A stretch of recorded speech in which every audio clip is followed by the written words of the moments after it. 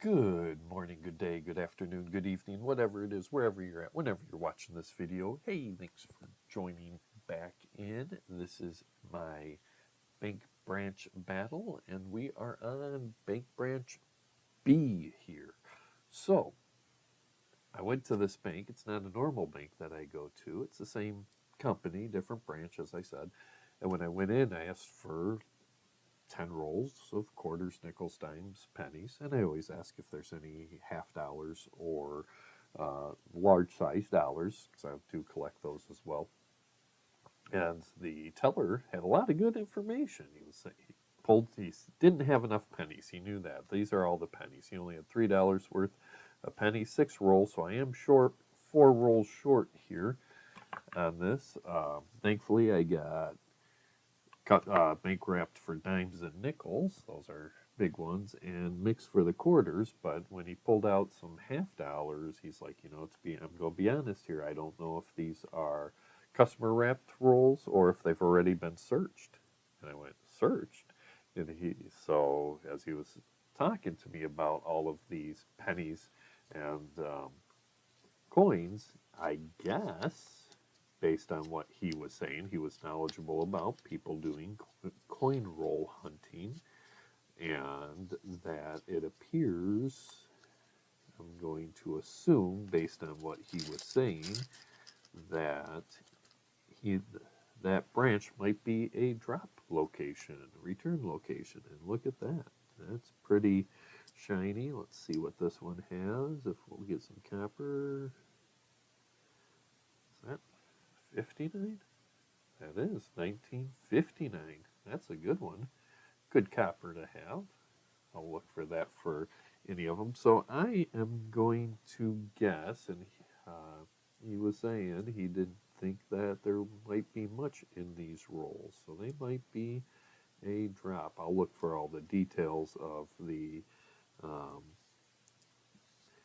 uh, what's the word I'm looking for? I'll look for DDOs and errors varieties off camera here a little bit more, but just to thumb through some of these real quick because they are looking pretty modern. I will separate coppers, of course, and we'll see about the points, but I think this bank is going to lose if these are all the spoils of a different coin roll hunter.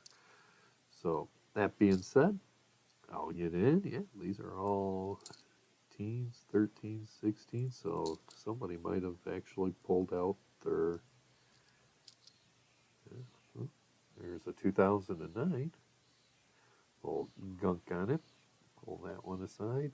Yeah, these these might be hunted and not much found. That first roll had that one. Oh, there's a 78. So 2 coppers out of that first roll. I'll bring you back in for any other finds along the way. All right, folks, here we are. Roll. Let's see here. 1, 2, 3, 4. Yeah, 3 or 4. And we've got our first find. I was hoping these wouldn't be as slow or customer searched after that discussion, but look at that. We have a wheat cent, fair condition. And that is, ooh, maybe not so fair condition. That is an ugly, and that's looking like a 1954 Denver. So our first wheat of the find. Bring you back in for the next one. All right, roll number 5 of the 6 did give us our second wheat cent. A little more beat up on that. Well loved worn coin, and that is a 1946 Denver. So that's the second wheat in 6 rolls, out of 6 rolls so far. But we did also find this one. This just really, I don't know if this is going to pick it up or not. This coloration. Let's try adding a different light to this, see if that makes a difference. You can't really see the toning on this getting on the outside, you get this very neat rainbow. There you go, a little bit. You can see the purples coming through, and that rainbow on those edges. Just really neat toned coin on this one in good condition. I might just flip that up just because of that toning on there. It is a modern, but to see some of that purple come through, it's just unique. It's very fun toned coin. So I'll bring you back in. I'm going to bring you in for the summary here once we get these fun finds separated and our copper separated. I'll bring you in shortly. All right, folks, here we are for the summary. Bank branch B. Again, this only had 6 customer wrapped rolls. I didn't have the full 10 rolls. And excuse me, considering that deficit, I'm really impressed with what we had. I would say not unique finds, but non-standard finds along the way, and conditions are just wow. We had 2 1959, first year of the memorials. We had 11 1960s. We had 64 from the 70s, and we had 15 from the 80s. Add in the coppers that are down here of our good finds. This gives us a 32.3% copper. So that's more copper in less rolls than what I normally have. So I'm really impressed at that. 97 coppers out of 300 coins. It's 32% copper standards for me is usually around 20 to 25%. So ratios here. Of that, like I said, the wow wow or unique finds here. Look at this, 1976, just stunning condition in that. Nice shiner, great condition, little to no damage. That might be a flip-worthy coin. This one, 1973, look at that. That's got like greens to it. I mean, the toning on this coin is just fun and unique. It's more of a gold green than the copper or the red browns that I normally see. So that's definitely going to get into a flip for some unique toning. And then as you just saw as well, that 2011 having those purple hues right around the edges there. Um, Again, just really good toning amongst those 3 coins. Of our key finds, we had 4 good finds. We had a 2009 professional life. So nice. They're very dirty, beat up. That's a 2009 Denver. A unique 2009 find. We had the 2 wheat cents. We had this 1946 Denver. There's that focus. Common year. Fair condition, but a wheat cent nonetheless. And we also had that 1954 Denver. So no varieties on either of those. Just your common wheat cents. Not a book or album upgrader, so those will go into my wheat collections. And then we did also have a copper 1966 Canadian. So the 1 foreign find also added to that copper ratio there. But a good Canadian find as well. So point wise for the finds, Bank Branch B did not perform as well as Bank Branch A, but for the unique and quality of finds between the toning, the 2 wheat, and as well as these 2 1959s, this was a good 6 roll hunt. So now I'm going to move over to our nickels. Put these away. I've got 10 rolls of bank wrapped, machine wrapped nickels, and I'll bring you back in for the first find of those. Hopefully, this is a sign of what's to come. Roll number 1 here. Look at that. That is a 1939, second year of the Jefferson nickel. Pretty well worn. We're hoping for a mint mark. Any mint mark S preferred, and we have no mint mark. So this is just a Philadelphia. Not seeing any of the doubling on there. I'll throw that under the microscope here just to be sure. But there we go. 39 Philly for the first find from this bank. All right, folks, here we are for the summary of the 10 rolls of nickels. I was hoping to have better finds, but very few finds here. Bank Branch A, definitely a better roll with the number of finds and the quality of finds, but we did have two really unique finds in this branch. So, just to finalize this up, we had a 1988 Canadian. So, there we go.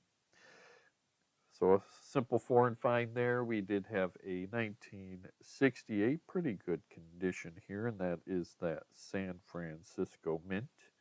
So, we like seeing that, adding that one to my collection. And 1970 San Francisco. My goal here is to get a roll of San Francisco's 1968, 69, and 70s here. So I'm getting closer for that.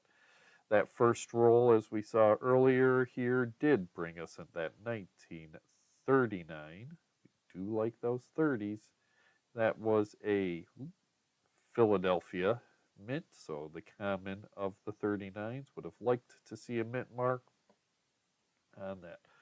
Across the board, we got a little corroded 1941, and that is Philadelphia, so that was the most common year for the 41. We had a 1951, and this one, if I remember right, I got it buried here. I'll put it out there. That's the 51 Philly. I'm not sure if that, find that real quick. Is that 51S? 51D is the low mintage, so that is not the low mintage 51. We do have a 1959, again a common year, so common, Philadelphia. So all of those are common, 30, 40, and 50s. Now this one, I usually don't pay too much attention to. These are the nickel hunters dreaded coin. This is a 1964.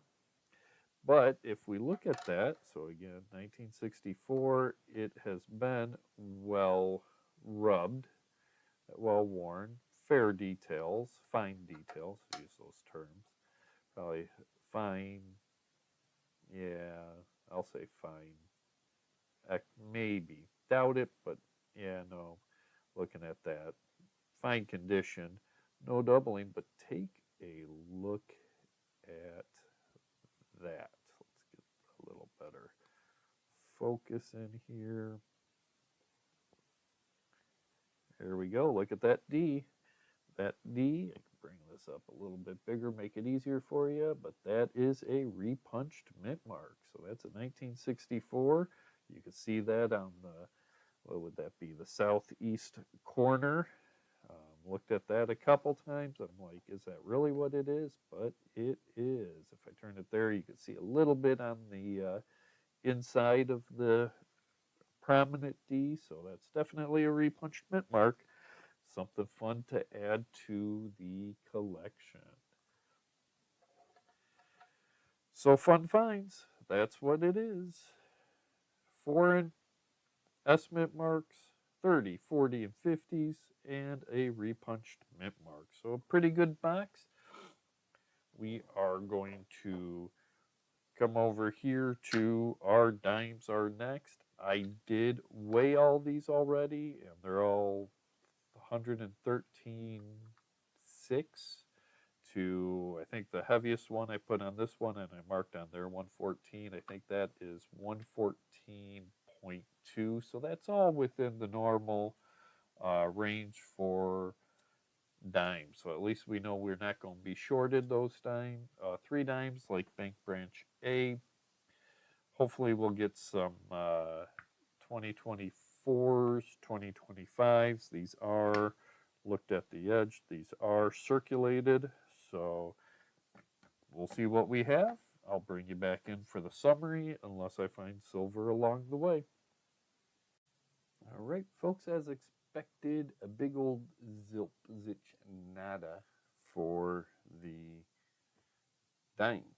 No 2009s, no 2024s, no 2025s, no silvers. So now we're going to move on to the quarters. This bank gave us only 2 rolls of bank wrap. The rest are customer wrapped quarters. So like I said, with this being a drop-off bank, I don't know if it's just the half dollars that are there. I don't have much expected for the quarters, but let's take a look here, and no silvers. I am going to be looking for some 2025s. I have yet to find any 2025s. The other ones I'm going to be looking for, of course, are any errors, varieties, silvers, 2009s, well-worn foreigns. You know, that's going to be an older one there. 89. That's an older, well-worn. 2021. I mean, look at that. Edge is smooth and very dark for 2021.